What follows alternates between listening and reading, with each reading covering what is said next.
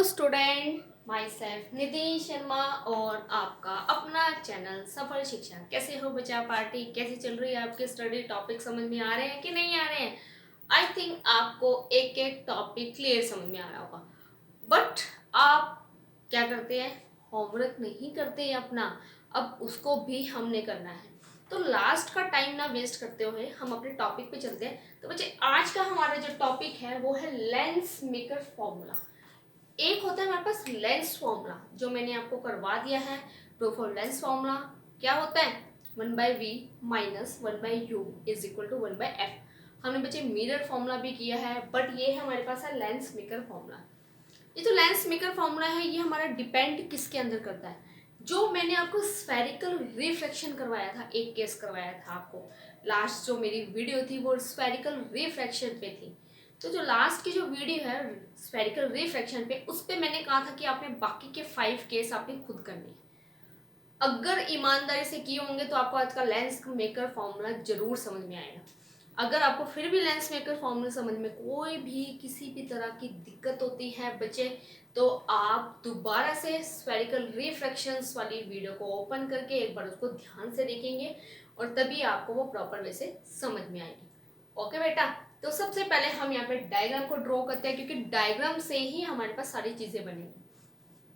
सारी कंडीशंस वही रहेगी स्फेरिकल रिफ्रैक्शंस की, कि इसमें जो ऑब्जेक्ट लेना है वो भी पॉइंट साइज का लेना है, इमेज बनेगी वो भी पॉइंट साइज की बनेगी, रेयर टू डेंसर रिफ्रैक्शन भी होगा, डेंसर टू रेयर रिफ्रैक्शंस भी होगा, 2 रिफ्रैक्टिव इंडेक्स होंगे और 2 सरफेस है तो 2 रेडियस पे ही होंगे, मतलब R1 एंड R2।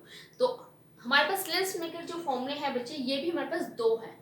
कन्वेक्स के लिए भी आता है, कनकेव के लिए भी आता है, बट हम जो आप अपने टॉपिक में कर रहे हैं वो कन्वेक्स के लिए करेंगे, कनकेव के लिए आप खुद करोगे। अगर पेपर में आता है, पेपर में मेंशन ही नहीं है कि लेंस मेकर फॉर्मूला हमने कौन सा करना है, वहां पे आता है prove that lens maker formula, तो वो आपकी मर्जी है, आप कनकेव के लिए करो, कन्वेक्स के लिए करो। बट 100% बोर्ड एग्जाम टॉपिक है बच्चे, इसके ऊपर न्यूमेरिकल जरूर आता है। जितने भी कॉम्पिटिशन्स लेवल के होती हैं, कॉम्पिटिशन्स लेवल में या जितने भी हमारे 12th के जो बोर्ड के होते हैं, उसके ऊपर न्यूमेरिकल जरूर आएगा। तो अपने इस टॉपिक का लॉस नहीं करना, आपने ज़्यादा से ज़्यादा इस वीडियो को देखना है और प्रॉपर वे से नोट करना है। ठीक है बच्चे, तो आज हम करते हैं लेंस मेकर फॉर्मूला कन्वेक्स के लिए, कनकेव के लिए आप खुद करेंगे। ठीक है, तो जल्दी से जल्दी फटाफट अपने नोट्स निकालिए, डायग्राम को नोट करिए। पहले हम डायग्राम बनाएंगे, डायग्राम बनाने के बाद वो सारा हम प्रॉपर वे से करेंगे। तो बच्चे, बोर्ड पे देखिए मैंने लेंस मेकर फॉर्मूले का डायग्राम बना रखा है। डायग्राम में मैंने कन्वेक्स लेंस लिए हैं, ध्यान से समझना इस डायग्राम को। सबसे पहले मैंने डबल कन्वेक्स लेंस ले लिया। कन्वेक्स लेंस है हमारे पास एक्स और वाई। ये ओ है हमारे पास ऑब्जेक्ट, जिसको मैंने पॉइंट साइज का लिया, क्योंकि मैंने आपको बताया था इसको हम पॉइंट साइज का इसलिए लेंगे क्योंकि जो स्फेरिकल रिफ्रैक्शन है उसमें जो हम एज्यूम करते हैं वो सारे पॉइंट साइज के लेंगे। ठीक है, जैसे रिफ्लेक्शन होता है पहले हमारे पास रे जाती है, ये इंसिडेंट रे, यहाँ पे हमारे पास रिफ्लेक्शन हुआ। एक बार हमारे पास रिफ्लेक्शन बच्चे इस सरफेस से होगा, ध्यान से सुनिए, एक बार मेरे पास पहले सरफेस से होगा, दूसरे साइड जब दोबारा रिफ्लेक्शन होगा, इसके 2 स्टेप है, वो हम दूसरे सरफेस से लेंगे। यहाँ पे हम रिफ्लेक्शन ऑप्टिक एक्सिस से नहीं लेंगे, क्योंकि यहाँ पे हम 2 सरफेस ले रहे हैं। तो पहले सरफेस से रिफ्लेक्शन, फिर दूसरे सरफेस से। पहले सरफेस जब रिफ्लेक्शन होता है, देखो एयर है, एयर का रिफ्रैक्टिव इंडेक्स यहाँ पे μ1 दे रखा है, दूसरी साइड भी एयर है, उसका रिफ्रैक्टिव इंडेक्स μ1 है। फर्स्ट जो रिफ्लेक्शन है उसमें जो लाइट जा रही है, रे जा रही है, जिसको हम इंसिडेंट रे कह रहे हैं, वो रिफ्लेक्शन हो रहा है रेयर टू डेंसर। जब रेयर टू डेंसर रिफ्लेक्शन हो रहा है तो बच्चे देखो रिफ्लेक्ट हुआ ए बी, और फाइनली ये जो इमेज इसकी बन रही है उसको मैंने लिख दिया आई। जो आई इमेज है वो रियल इमेज बन रही है, रियल इमेज है बच्चे, तभी मैंने उसको डार्क लाइन से रिप्रेजेंट किया। ओके बच्चे, जब हम सेकंड केस में लेंगे, सेकंड केस में फिर हम क्या करेंगे, फर्स्ट केस में हम क्या करते हैं, पहले सरफेस को प्रेजेंट करते हैं, दूसरे वाले सरफेस को हम एब्सेंट लेते हैं। क्लियर बच्चे, वो दूसरा वाला जो सरफेस होता है हमारे पास एब्सेंट होता है। और सेकंड केस में हम क्या करेंगे, जब हम इस सरफेस को कंसीडर कर रहे हैं तो यहाँ पे जो हमारे पास रिफ्लेक्शन हो रहा है, फिर जो लाइट जा रही है वो ग्लास से एयर में जा रही है। जब वो ग्लास से एयर में जा रही है तो रिफ्लेक्शन डेंसर टू रेयर हो रहा है, जब डेंसर टू रेयर हो रहा है तो उसकी जो हम इमेज बना रहे हैं, जब ये सरफेस, अगर ये सरफेस नहीं होता, आपको देखें, अगर तो ये सरफेस है तो फाइनल इमेज ये बनेगी, और अगर ये सरफेस नहीं है हमारे पास, मतलब ये वाला सेकेंड वाला सरफेस नहीं होता है, तो फाइनली जो हम मान के चलते हैं इमेज, जिसको मैंने डॉटेड इमेज बनाया है, वो हमारे पास है आई। आई जो हमारे पास यहाँ पे इमेज बन रही है वो वर्चुअल बन रही है। अब आप ये देखिए एक चीज़ और, ये पहला सरफेस था, तो पहले सरफेस को अगर मैं सर्कल बनाऊं तो इसका सेंटर मेरे पास यहाँ पर आ रहा है C1। ये दूसरा सरफेस है, दूसरे सरफेस को अगर मैं घुमाऊं ऐसे तो उसका सेंटर यहाँ पर आ रहा है C2। C1 C2 को भी हमने एज्यूम किए हैं, तभी मैंने उसको डॉटेड लाइन से कंसीडर किया है। एक सेंटर यहाँ पे दे रखा है C, इसको भी हमने C लिया है। वैसे एक्चुअली में ये ऑप्टिकल सेंटर होता है, बट मैंने इसको C इसलिए लिया है क्योंकि अगर मैं इसको O कंसीडर कर लूँ तो ये भी मेरे पास क्या है, ऑब्जेक्ट है। अब सारे जो बच्चे आपने डिस्टेंस मेंशन करने हैं वो लेंस के सेंटर से मेंशन करने हैं। अब देखो, अब हम सारे डिस्टेंस मेंशन करेंगे इसके अंदर। अब आप ये देखो, सेंटर से लेकर ऑब्जेक्ट तक का जो मेरे पास डिस्टेंस है, सेंटर से लेकर ऑब्जेक्ट तक का जो डिस्टेंस है वो मेरे पास है स्मॉल u। आपको पता है u is a object distance. Centre से लेकर इमेज तक का जो डिस्टेंस हम ले रहे हैं, ये फाइनल इमेज जो मेरे पास बन रही है, इसको मैंने ले लिया v। सेंटर से लेकर ये वर्चुअल इमेज तक का जो डिस्टेंस बन रहा है मेरे पास, उसको मैंने ले लिया v1, जिसको हम मान के चल रहे हैं। सेंटर से लेकर पहले सेंटर का, पहले सरफेस के सेंटर, अगर पहले सरफेस का ये सेंटर है तो मतलब ये रेडियस को रिप्रेजेंट कर रहा है, तो ये रेडियस हो जाएगा बच्चे मेरे पास r1। और अगर मैं इसके लेंस के सेंटर से लेकर दूसरे सेंटर तक का मैं डिस्टेंस लूँ तो वो मेरे पास सेंटर हो गया r2। तो all distance should be major from the centre of the lens. सारे डिस्टेंस जो है मैंने लेंस के सेंटर से मेजर करे हैं। अब आपको डायग्राम भी क्लियर नज़र आ रहा है। एक बार हम सरफेस जो है फर्स्ट लेंगे। पहले सरफेस में जब बच्चे जिस स्टेप फर्स्ट है, इसकी कुछ एब्जॉर्प्शंस हैं। एब्जॉर्प्शंस में सबसे पहले मैं आपको बोल दूं, आप साथ के साथ उसको नोट कर सकते हो। पहला है फर्स्ट पॉइंट जो है, हम एज्यूम करेंगे द लेंस इज थिन। सारे लेंस थिन होने चाहिए and all the distance are measure from the optical centre of the lens. सारे डिस्टेंस सेंटर से मेजर होंगे। Second, the aperture of the lens is small. वहाँ पे आपने बोर्ड में, पेपर में ये चीज़ें नहीं लिखनी होती, ठीक है। एंड थर्ड, जो हमारे पास ऑब्जेक्ट और इमेज है वो भी हमारे पास पॉइंट साइज के होने चाहिए। अब इसके न्यू कार्टेशियन साइन कन्वेंशन आपको पता ही है। जो लेफ्ट हैंड साइड में है बच्चे उसको नेगेटिव लेना है, जो राइट हैंड साइड में है उसको हम पॉजिटिव लेना है। तो सबसे पहले जब हम रिफ्लेक्शन करते हैं, एक दो पॉइंट बच्चे हम और यहाँ पे मेंशन कर देते हैं ताकि हमारा ये क्लियर हो जाए। ये हमारे पास पोल बनते हैं, तो इसको मैंने लिख दिया P1 इस पॉइंट को, और इस पॉइंट को बच्चे मैंने ले लिया P2, ताकि जब भी हम सरफेस लेंगे तो एक सरफेस हमारे पास ये हो जाएगा x P1y। जब हम पहला सरफेस लेंगे और जब हम दूसरा सरफेस लेंगे तो वो मेरे पास हो जाएगा x P2y। तो आपने सरफेस से कंसीडर करना है। तो सबसे बच्चे पहले स्टेप जो मेरे पास आ रहा है, सबसे पहले है कंसीडर ए लेंस। लेंस लिया हमने जिसका रिफ्रैक्टिव इंडेक्स है μ2। The lens is placed in air medium, air medium में रखा जिसका रिफ्रैक्टिव इंडेक्स हमारे पास है μ1। μ2 इज ग्रेटर देन μ1। अब देखो बच्चे यहाँ पे आपको दिख ही रहा है, जो हमारे पास इसका ग्लास का जो रिफ्रैक्टिव इंडेक्स है एयर के कंपैरिजन में ज़्यादा है, मतलब मेरे पास μ2 ग्रेटर है μ1 के कंपैरिजन में। ये हमारे पास किसकी तरह बिहेव कर रहा है, ग्लास की तरह बिहेव कर रहा है, और ये मेरे पास एयर की तरह बिहेव कर रहा है। तो ग्लास का रिफ्रैक्टिव इंडेक्स ज़्यादा होता है एज कंपेयर टू एयर, ठीक है। अब उसके बाद आप ध्यान से देखिए, the lens is bounded by two spherical surface. दो सरफेस है मेरे पास, एक मेरे पास है XP1y और एक मेरे पास है XP2y। ये सब कुछ आपको मेंशन देगा। तो सबसे पहले step first, refraction at surface XP1y। सबसे पहले हम स्टेप फर्स्ट कर रहे हैं। अब यहाँ पे जो हम स्टेप फर्स्ट कर रहे हैं बच्चे, अब यहाँ पे हम डायरेक्ट इक्वेशन लिखेंगे। मैंने तभी कहा था कि वो 5 केस भी आपने करने हैं। अब यहाँ पे मुझे डायरेक्ट ही इक्वेशंस जो डायरेक्ट है उसका रिजल्ट लिखना है। अगर आपने वो 5-6 जो स्फेरिकल रिफ्रैक्शन किए होंगे तो उस बच्चों को बिल्कुल क्लियर टॉपिक समझ में आएगा, क्योंकि यहाँ पे रिफ्रैक्शन रेयर टू डेंसर हो रहा है और वो भी कन्वेक्स सरफेस के लिए हो रहा है। तो बच्चे ने सीधे इक्वेशंस लगानी है, जिसका रिजल्ट है वो सीधा लगाना है। तो यहाँ पे हम पूरा डिराइव नहीं होता, यहाँ पे हम स्टेप भी करेंगे। तो सबसे पहले हमारे पास स्टेप फर्स्ट है रिफ्रैक्शन। सो फर्स्ट मेरे पास आ गया बच्चे स्टेप फर्स्ट, यहाँ पे मैंने लिख दिया रिफ्रैक्शन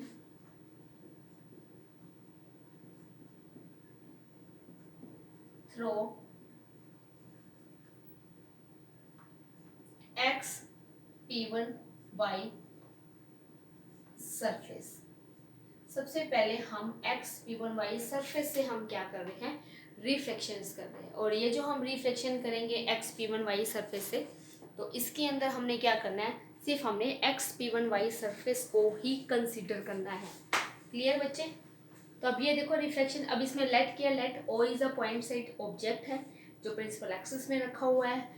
ओ ए जो हमारे पास है बच्चे, यहाँ पे इंसिडेंट रे है, जो मेरे पास अब ये रे है, यहाँ से रे पास हुई है, तो इस रे को हम कहते हैं, ये इसकी होगी इंसिडेंट रे। ओ ए मेरे पास यहाँ पर क्या है बच्चे, इंसिडेंट रे है। इंसिडेंट रे आफ्टर रिफ्रैक्शन, जैसे रिफ्रैक्शन हुआ at A bend towards the normal AC1, तो ये बैंड हो जाएगा और बैंड होने के बाद ये कहाँ पे होगा, टूवर्ड्स द नॉर्मल, और वो बनेगा हमारे पास AC1। तो रिफ्रैक्शन जो हमारे पास हुआ है वो हमारे पास ये यहाँ पे बैंड हो गया, तो बच्चे AC1 आएगा। कहने का मतलब है अगर पहला सरफेस प्रेजेंट है, दूसरा सरफेस एब्सेंट है, तो हमारे पास AC1 जो है रिफ्रैक्शन हुआ है। और अगर वो AC1 के हिसाब से हुआ है हमारे पास, उसके बाद बैंड टुवर्ड्स AC1, ठीक है, and the second surface AC1 पे बैंड हो गया and meet the principal axis at I। जो पहले सरफेस, ये हमारे पास ऑब्जेक्ट है, पहला सरफेस जब प्रेजेंट है और दूसरा सरफेस, ध्यान से सुनो, अगर x p1y प्रेजेंट है और x p2y एब्सेंट है, तो पहले सरफेस से जब रिफ्रैक्शन होता है तो उसका ये ऑब्जेक्ट है और उसकी जो इमेज बनेगी वो हमारे पास I1 बनेगी। क्लियर? जब सेकंड सरफेस आता है, सेकंड सरफेस के अंदर हमारे पास x p1y एब्सेंट हो जाएगा और x p2y प्रेजेंट हो जाएगा, और सेकंड सरफेस से जो हमारे पास इमेज बनेगी, ऑब्जेक्ट तो मेरे पास बच्चे यही है, इमेज जो हमारे पास बनेगी वो हमारे पास फाइनली I बनेगी। तो उसी के हिसाब से मैंने इक्वेशंस लिखनी है, ठीक है। उसके बाद देखो क्लियर लिखा है and the meet the principal axis I1 if the second surface were not present, अगर सेकंड सरफेस प्रेजेंट नहीं है, so I1 is the real image of the object. तो यहाँ पे I1 जो है रियल इमेज की तरह बिहेव करेगा, ठीक है बच्चे। And since object lies in the rare medium, so we can have, तो जो हम जो लिख सकते हैं, तो इक्वेशंस बिल्कुल डायरेक्ट लिख दी मैंने। अब डायरेक्ट इक्वेशंस जो लिखी हैं बच्चे उसको ध्यान से देखिए। फर्स्ट हमारे पास जो इक्वेशन बनेगी वो बनेगी μ1 माइनस u प्लस μ2 अपॉन में μ2 अपॉन में v1 is equal to μ2 minus μ1 divide by R1। तो फर्स्ट जो हमारे पास इक्वेशंस आएगी वो हमारे पास ये इक्वेशन आएगी, जिसको मैंने लिख दिया फर्स्ट। अब आप बच्चे ये देखिए, μ1 एयर का रिफ्रैक्टिव इंडेक्स है, और एयर के रिफ्रैक्टिव इंडेक्स में जो ऑब्जेक्ट मैंने ले रखा है वो लेफ्ट हैंड साइड में ले रखा है, एंड न्यू साइन कन्वेंशन के हिसाब से तो u जो है मैंने माइनस में कंसिडर किया है। जो ये इमेज बनती है मेरी वो इसकी वजह से बनती है, जब वो लाइट जो है इंसिडेंट रे और जो रिफ्लेक्ट होती है, जब वो डेंसर से रिफ्लेक्ट होती है, तो उसमें रिफ्लेक्टिव इंडेक्स किसका यूज़ हो रहा है, डेंसर का यूज़ हो रहा है। तो वहाँ पे मैंने μ2 लिखा, क्लियर, और वो राइट साइड पे बन रही है तो उसको मैंने प्लस में ले लिया, ठीक है। उसके बाद आप खुद देखिए इक्वेशंस में जो ग्रेटर है, μ2 माइनस μ1 किया। अब देखो पहला सरफेस है, पहले सरफेस का सेंटर यूज हो रहा है, तो रेडियस भी तो पहले सरफेस का होगा, तो रेडियस मैंने फर्स्ट सरफेस का लिख दिया। इसको लिखने का तरीका मैंने आपको बताया कि अगर आपको वो 5 केसेस नहीं पता तो आप इसको इक्वेशंस को कैसे राइट कर सकते हो। जो चीज़ लेनी है उसके ऊपर उसका रिफ्रैक्टिव इंडेक्स और साइन कन्वेंशंस यूज़ करनी है। ठीक है बच्चे, ये फर्स्ट इक्वेशन आ गई। उसके बाद step second, refractions at surface, refractions through x p two y surface. पहले सरफेस की इक्वेशन ये बन गई। सेकेंड स्टेप है मेरे पास, स्टेप सेकेंड, रिफ्रैक्शन थ्रू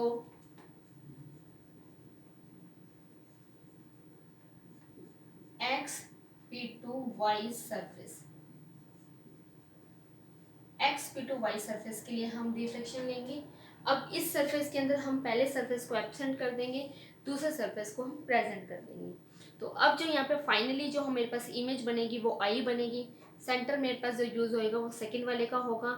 इसके अंदर when object is placed in denser medium and the image is formed in rare medium. इसमें क्या है, ऑब्जेक्ट को हम डेंसर मीडियम में लेंगे क्योंकि रे यहाँ से यहाँ ट्रैवल कर रही है और जो इमेज बन रही है वो हमारे पास रेयर मीडियम में बन रही है।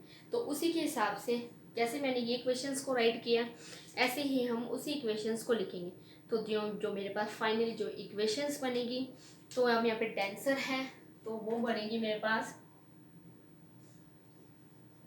म्यू2, ध्यान से देखो क्या लिखा है मैंने, म्यू2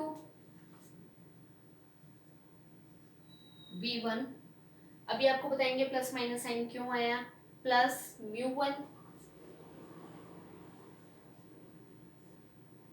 b इज इक्वल टू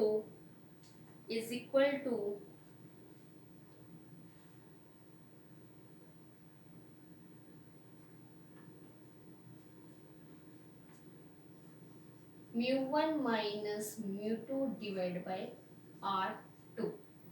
अब बच्चे इक्वेशंस को मैंने थोड़ा सा चेंज किया है। मैंने यहाँ पे सेम बनाने के लिए इसको म्यू2 माइनस म्यू1 करने के लिए मैंने यहाँ से माइनस साइन जो है बच्चे कॉमन ले लिया, वो कॉमन। और यहाँ पर एक चीज़ मैं यहाँ और बता दूँ, यहाँ पे जो ऑब्जेक्ट है यहाँ पर वो ऑब्जेक्ट जो काम कर रहा है यहाँ पर मैंने लिख दिया हेयर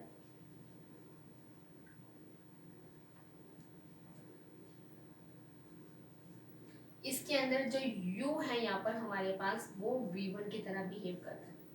क्यों बिहेव कर रहा है बच्चे, अगर आपने सेकंड सरफेस किया होगा, अगर हम रिफ्लेक्शन स्फेरिकल रिफ्लेक्शन करते हैं कनकेव के लिए, क्योंकि ये देखो ये अंदर वाला सरफेस है, ये कनकेव है, तो आपने देखा कनकेव सरफेस के अंदर हमारा ऑब्जेक्ट और इमेज सेम साइड पे ही बनते हैं। तो मुझे ऑब्जेक्ट और इमेज सेम साइड वाले लेने, तो इस केस में जो यहाँ पे इस केस में आप ध्यान से सुने, इस केस में जो यहाँ पे पहले सरफेस के लिए इमेज का काम कर रहा था, अब ये सेकंड सरफेस के लिए ये ऑब्जेक्ट का काम कर रहा है। तो मतलब u की जगह पे मुझे v1 लगाना है क्योंकि ये कनकेव सरफेस के लिए। तो आपने खुद देखा कनकेव सरफेस के लिए जब भी हम करते हैं इमेज हमारे पास सरफेस से पहले बनती है और जो ऑब्जेक्ट होता है वो सरफेस से दूर होता है। तो ये हमारे पास अगर मैं इस सरफेस को कंसीडर करूँ तो ये दूर है, तो मतलब यहाँ पे सेकंड सरफेस के लिए ये ऑब्जेक्ट का काम करेगा और सेकंड सरफेस के लिए इमेज का काम करेगा। उसके अकॉर्डिंग मैंने यहाँ पे इक्वेशंस लिखी। अब इक्वेशंस भी कैसे लिखी, अब देखो ऑब्जेक्ट म्यू2 v1 आ रहा है, ठीक है क्लियर है। अब ऑब्जेक्ट है, ऑब्जेक्ट कंसिडर कर रहे हैं हम उसको, तो हम उसको वर्चुअल इमेज की फॉर्म में कर रहे हैं। जो ऑब्जेक्ट हमारे पास आ रहा है वो लेफ्ट हैंड साइड में है, तभी मैंने उसको यहाँ पे माइनस लिया है। अब जो फाइनली जो हमारे पास जो इमेज बन रही है, वो फाइनली जो इमेज बन रही है, ये जो रिफ्लेक्शन हुआ है, जो ऐसे ए बी रे आई है, वो आई तो फर्स्ट की वजह से है। अगर वो फर्स्ट की वजह से आई है, यूज उसमें फर्स्ट हो रहा है, फर्स्ट की वजह से कैसे आई है बच्चे, जो इमेज बन रही है वो कौन से मीडियम में बन रहे हैं, रेयर मीडियम में बन रहे हैं। तो ऊपर रेयर मीडियम और नीचे उसकी इमेज। तो और इसके हिसाब से अगर हम बनाएं तो इसके हिसाब से हमारे पास ये बन रहा है म्यू1 माइनस म्यू2। म्यू1 माइनस म्यू2 बन रहा है क्योंकि यहाँ पे रिफ्लेक्शन डेंसर टू रेयर हुआ है। जब रिफ्लेक्शन रेयर टू डेंसर होता है तो म्यू2 माइनस म्यू1 ये उल्टा लिखा जाता है, और जब रिफ्लेक्शन डेंसर टू रेयर होता है वो म्यू1 माइनस म्यू2 लिखा जाएगा। और रेडियस जो हम इसके अंदर यूज़ करेंगे, रेडियस अब यहाँ पे सेकेंड सरफेस यूज़ हो रहा है तो मैंने यहाँ पे R2 कर दिया। अब थोड़ी सी मैंने इसकी एडजस्टमेंट कर ली, मैंने यहाँ पे माइनस साइन को कॉमन ले लिया। माइनस साइन मैंने इसलिए कॉमन लिया है क्योंकि आगे मुझे यूज़ करना पड़ेगा। तो देखो बच्चे मैंने इसको क्या लिख दिया, और म्यू2 अपॉन में v1 प्लस म्यू1 v is equal to mu two minus का तो प्लस का हो जाएगा, और माइनस साइन मैंने कॉमन ले लिया है, म्यू2 माइनस म्यू1,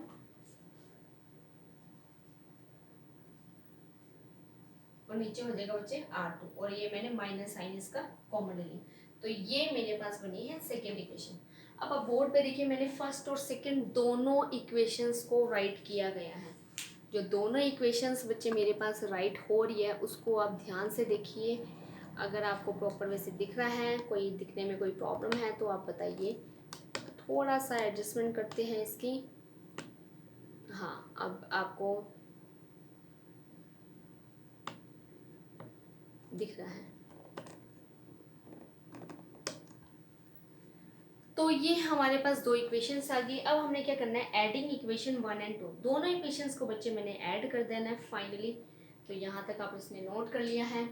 अब मुझे इसकी ज़रूरत नहीं है डायग्राम की। अब हमें डायग्राम की ज़रूरत नहीं है, तो हम यहाँ से इसको डायग्राम को रब करते हैं। कहते हो तो मैं इन दोनों इक्वेशंस को रब कर दूँ, और यहाँ से भी हम एडजस्टमेंट कर सकते हैं। तो अब हम डायग्राम को रब कर रहे हैं, हम डायग्राम वाली इक्वेशंस में ही लिखेंगे, या डायग्राम को नहीं रब करते, इधर ही कर देते। तो अब मैंने क्या करना है, स्टेप थर्ड जो है मेरे पास, मैंने इसको यहाँ से रब किया, साथ के साथ अब लिख रहे हो। अब बच्चे मैंने स्टेप थर्ड में लिखा adding equations 1 and 2। Step third, adding equation 1 and 2। 1 and 2 को बच्चे जब हम ऐड करेंगे तो लेफ्ट हैंड साइड को लेफ्ट हैंड साइड के अकॉर्डिंग ऐड करेंगे, और राइट हैंड साइड को राइट हैंड साइड के अकॉर्डिंग ऐड करेंगे। बच्चे जब हम उसको ऐड करते हैं तो अब देखो जो हमारे पास इक्वेशंस आती है एंड वी गेट, तो हमें जो इक्वेशंस मिलेगी वो आपको लिख देते हैं।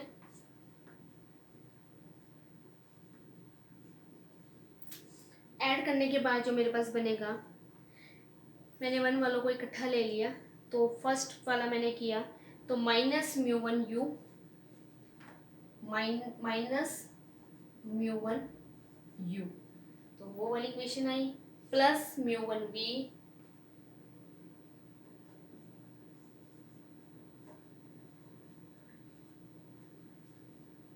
इज इक्वल टू म्यू2 माइनस म्यू1,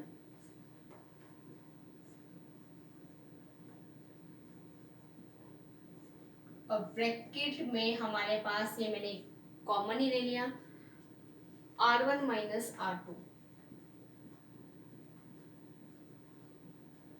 जब हम ऐड करते हैं बच्चे, एक इक्वेशन हमारे पास कैंसिल हो जाती है, कैंसिल होने के बाद जो हमारे पास जो बचता है वो हमारे पास ये आ गया। अब मैंने क्या किया, इधर से बच्चे मैंने म्यू1 लिया, उस इधर से मैंने जो म्यू1 लिया उस म्यू1 को मैंने यहाँ पे डिवाइड कर दिया, नीचे लेके हम उसको, तो मेरे पास यहाँ पे बचेगा 1/u plus 1/v is equal to, यहाँ बचेगा बच्चे मेरे पास म्यू2 अपॉन में म्यू1, और ये देखो म्यू1 माइनस म्यू1 कैंसिल होके क्या हो जाएगा बच्चे, 1 हो जाएगा, और अंदर बचा है कैपिटल R1 माइनस में कैपिटल R2।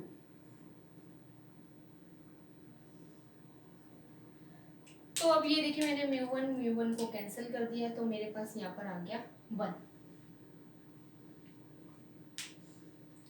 उसके बाद मैंने यहाँ पे लिया बट म्यू2 माइनस म्यू1, जो म्यू2 डिवाइड में म्यू1 है उसको मैंने म्यू ही कंसीडर कर लिया, एक रिफ्रैक्टिव इंडेक्स कंसीडर कर लिया, आप ले सकते हो। यहाँ पे मैंने ले लिया बट म्यू2 अपॉन में म्यू1 का जो रेशियो है बच्चे मैंने उसको म्यू ही कंसीडर कर लिया। वो क्यों, क्योंकि म्यू1 एयर है, एयर का बच्चे जो रिफ्रैक्टिव इंडेक्स होता है हमारे पास वो अप्रॉक्सीमेटली 1 ही हम ले रहे हैं, और दूसरा जो म्यू2 है ग्लास कैसे भी हो सकता है, तो हम दोनों का रेशियो मिलाकर एक ही ले रहे हैं जिसको मैंने म्यू ले लिया, that is a refractive index of the lens with respect to the rare medium. इसको हम कहेंगे refractive index of the lens with respect to the rare medium, मतलब ये लेंस का रेयर मीडियम के रिस्पेक्ट में, एयर मीडियम के respect में रिफ्रैक्टिव इंडेक्स है। वैल्यू को मैंने पुट किया, इसको मैंने पुट कर दिया, पुट अबव तो मेरे पास जो इक्वेशन बचेगी -1/u plus 1/v is equal to mu -1 1/r1 -1/r2। ये मेरे पास फाइनली इक्वेशन बचती है। यहाँ तक भी बच्चे आपके पास प्रूफ करना आ सकता है। इस इक्वेशंस को मैंने ले लिया, इस इक्वेशंस को मैंने दे दिया बच्चे equation number 3।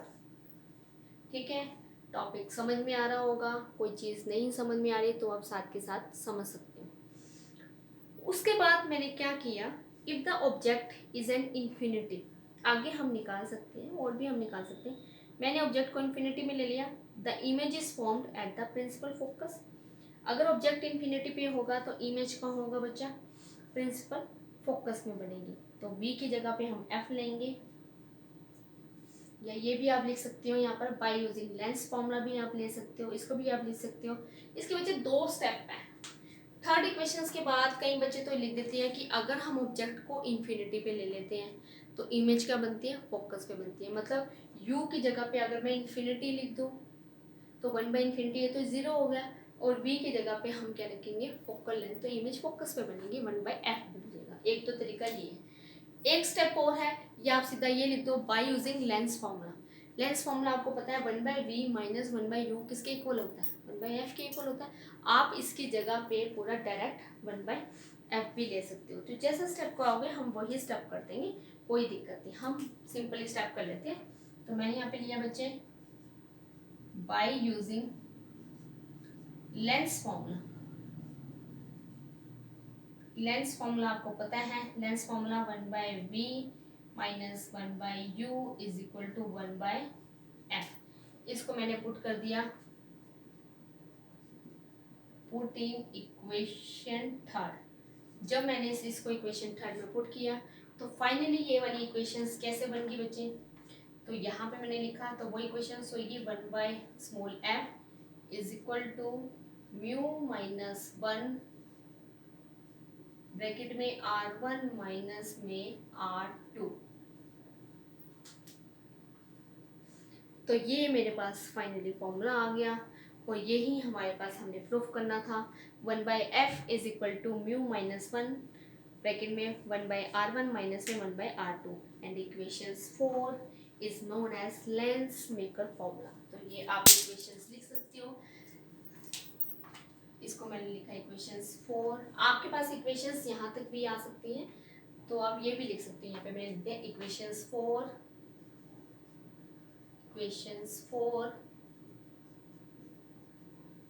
is known as lens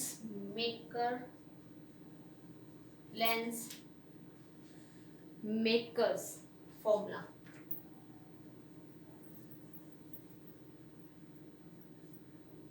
तो फाइनली मैंने इसको क्या कर दिया बच्चे, प्रूफ कर दिया।